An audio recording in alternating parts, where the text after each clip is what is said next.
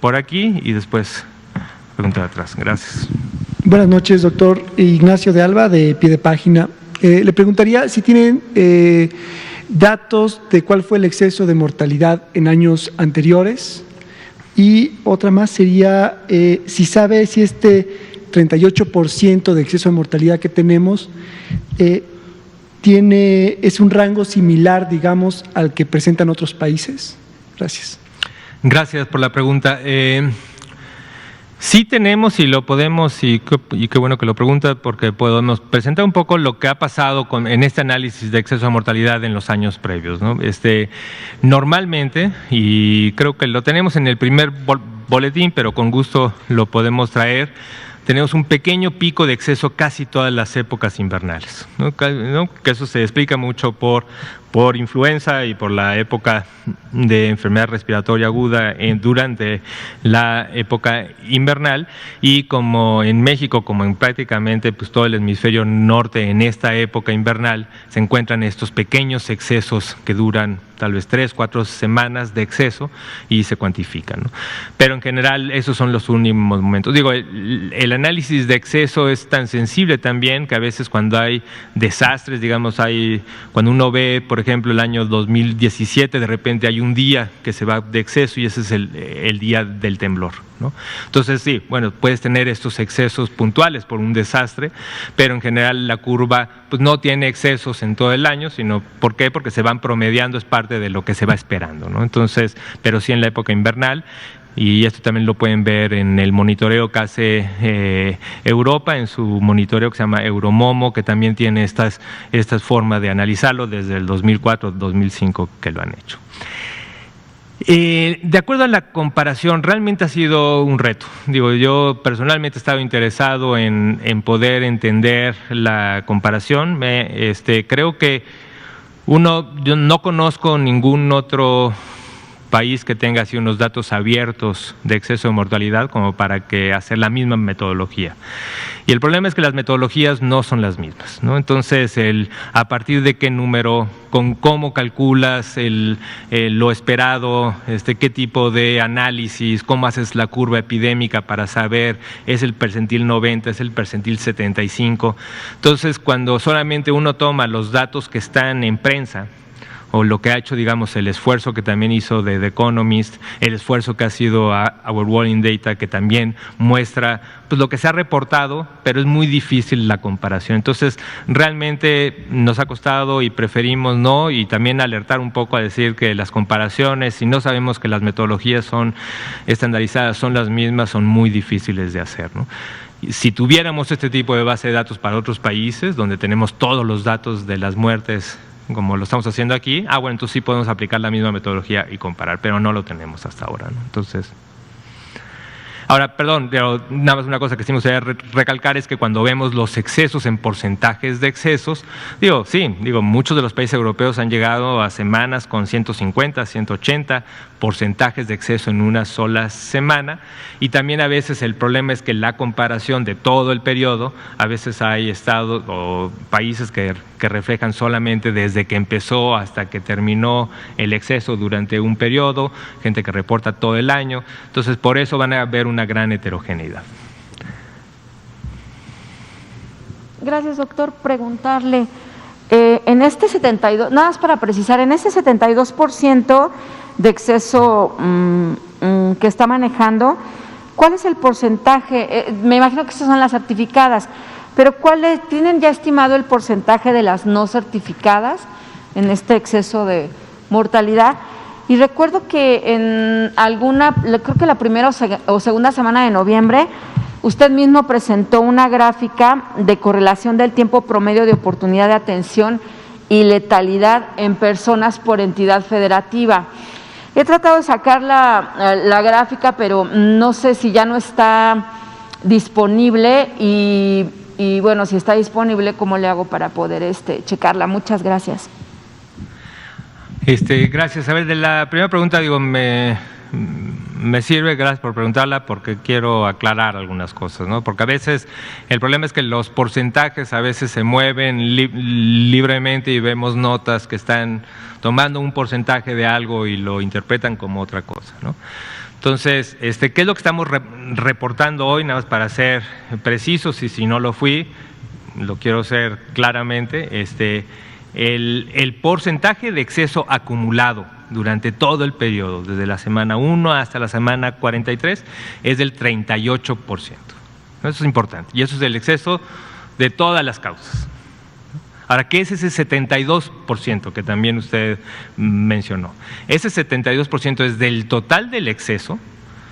¿Qué proporción, de manera preliminar y con este análisis de las primeras palabras que vemos en las actas de defunción, puede ser atribuible a COVID, ¿no?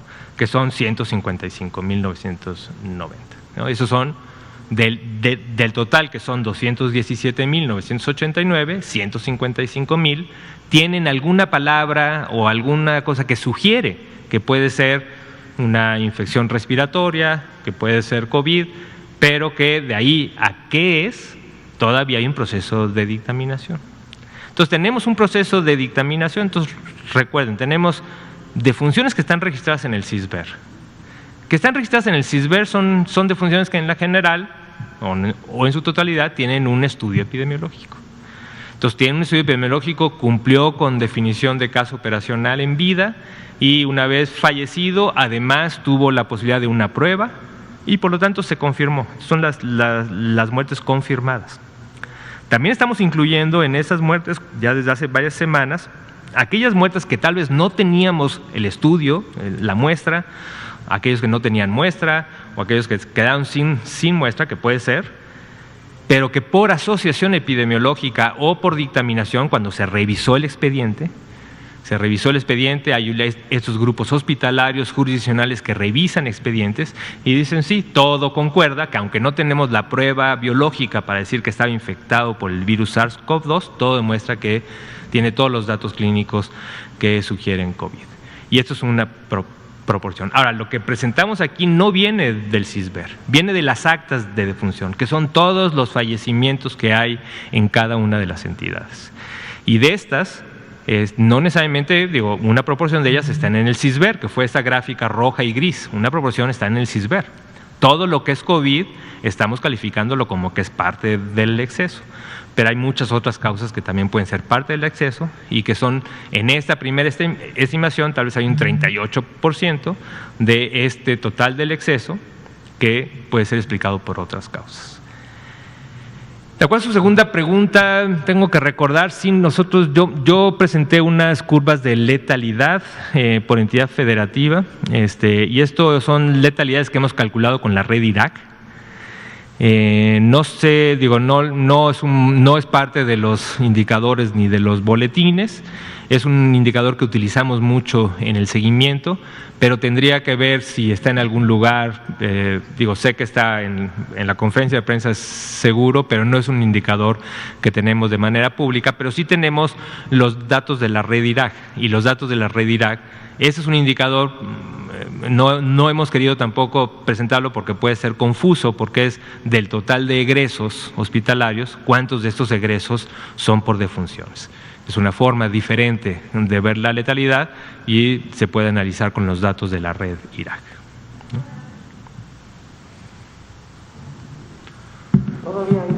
Pues sí, todavía quedan 2 minutos. Rápidamente, doctor. Héctor García, de Diario Basta y Grupo Cantón.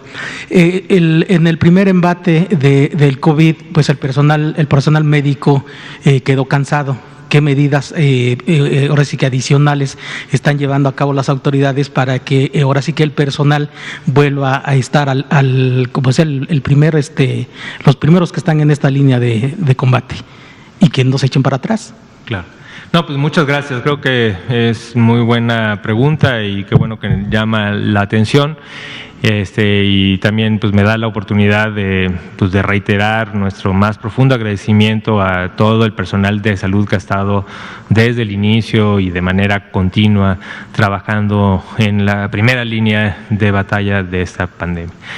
Sí, en efecto, al igual que la población en general, pero más esta población que ha estado con un trabajo importante, extenuante, no solamente físico, sino también con una gran carga emotiva compleja, ¿no? De estar todos los días en esta línea de batalla, pues sí, está cansado. Y ahora, ¿qué hemos hecho? Un poco lo que se ha hecho también es, en algún momento hubo personal que se tuvo que ir, porque estaban en los grupos de alto riesgo, ¿no? Entonces eso mermó mucho la cantidad de personal y se tuvo que contratar, ¿no? Y claramente pues se sigue tratando de cubrir más contratos, se han mantenido gran parte de los contratos y pues la idea es que tampoco, son personas, necesitan descansar, necesitan tomar sus días de asueto y pues aunque esto pues dificulta un poco, pero sí tenemos un gran pool de personas que pueden ir cubriendo. Esto claramente el personal de salud al que estamos profundamente agradecidos, pues es uno de los puntos críticos, tener personal capacitado, ¿no? Entonces también tenemos estos grandes equipos y estas redes de equipos en donde tenemos un intensivista que cubre a varios médicos internistas, que cubren a médicos generales, médicos y médicas y a enfermeras y enfermeros. Son estos equipos de cascada que ya se han presentado. Y esto hace que sea mucho más eficiente, ¿no? Que puedas rotar, que puedas tener gente descansando, que no tengas que tener trabajo físico extenuante, ¿no? Entonces eso es parte de las estrategias. Creo que es importante seguir manteniéndolas y seguir manteniendo pues, los contratos hasta que tengamos una seguridad de que podamos tener también el proceso que también se inició desde la pandemia de incrementar todo este proceso de basificación que también desde antes, junto con una de las grandes estrategias que tiene el INSABI es la basificación para ir incrementando el gran déficit que históricamente tenemos de personal para la salud. Bueno, pues muchas gracias, son las 20:01 y con eso terminamos. Solamente para recordarles, mañana estaremos también aquí y a la población general que sigue la epidemia activa, tomen todas las medidas necesarias, acuérdense, sana distancia, uso de cubrebocas de manera adecuada, el lavado de manos y también salir lo menos posible, solamente si es caso necesario, si son actividades esenciales, salir a la vía pública. Conforme más se queden en casa, mejor podemos protegernos. Muchas gracias y buenas noches.